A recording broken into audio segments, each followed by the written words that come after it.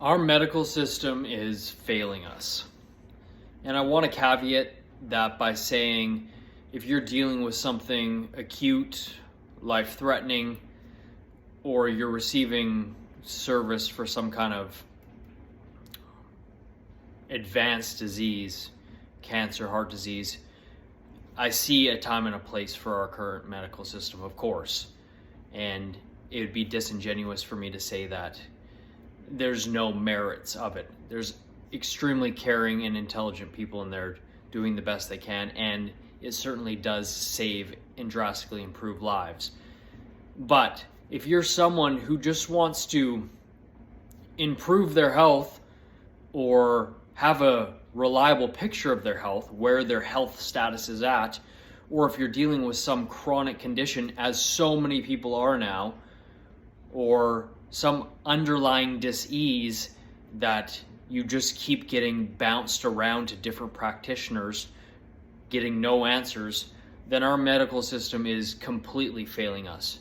And for the majority of us, that is the case. But more and more of us, sadly, are going to get to that advanced position where we're in dire straits and near the deathbed.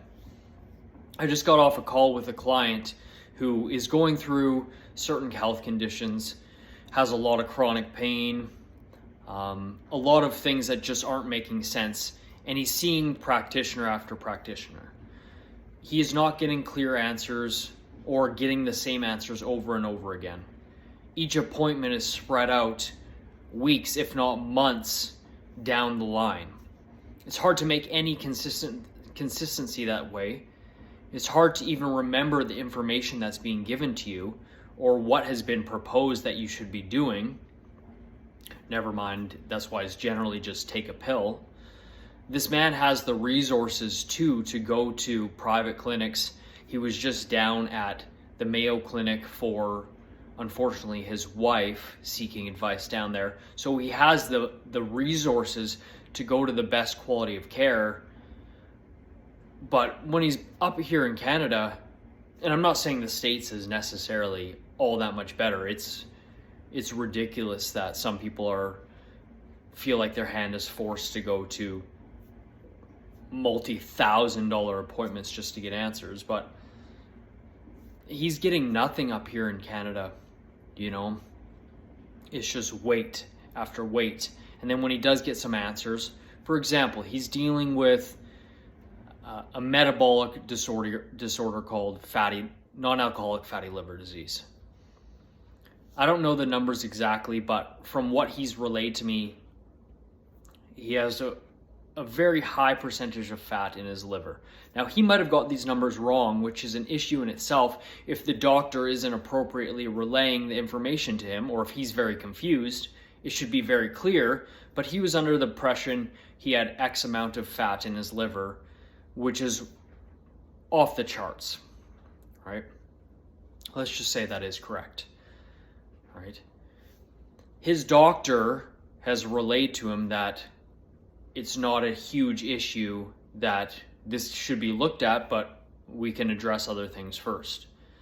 Again, maybe he got his number wrong, but there should be much more clarity in that conversation, walking away feeling like, oh, okay, I'm in the good for now, I really don't need to worry about that, which you still should. You should be your own advocate for health more than anyone else.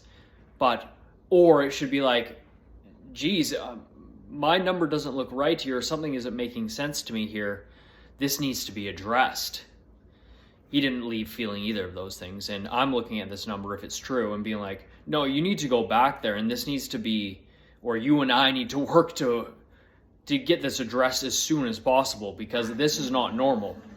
And that's another thing that's the problem nowadays, is normal, average, is sick. You do not want to be normal other than in your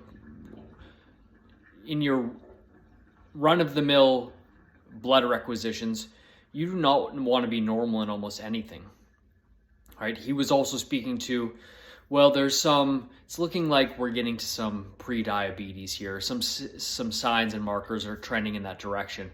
But again, him relaying, this is where the average him relaying what his doctor said, this is where kind of the average Canadian is now.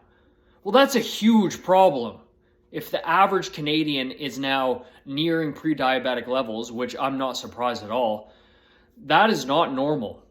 Anyone here who cares about their health, like, you just throw that out the window immediately and say, even if that's the case, there's no way I want to be where the average Canadian is these days, because it is in a state of disease and sickness and generally quite advanced. And that is causing a extremely reduced vitality. Talking about energy, talking about just your outlook on life.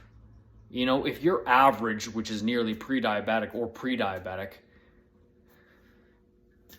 my God, you are diminished. And we should demand more of our medical system, but more importantly, let's demand more of ourselves. And let's really take things, use these systems we have here and there and where appropriate, have the discernment, and that needs to be worked at. But take it onto yourself that I demand more from myself and I'm going to find more. And there are resources out there and people willing to help you to be able to do that, because we're not meant to be sick and operating at half our capacity or less.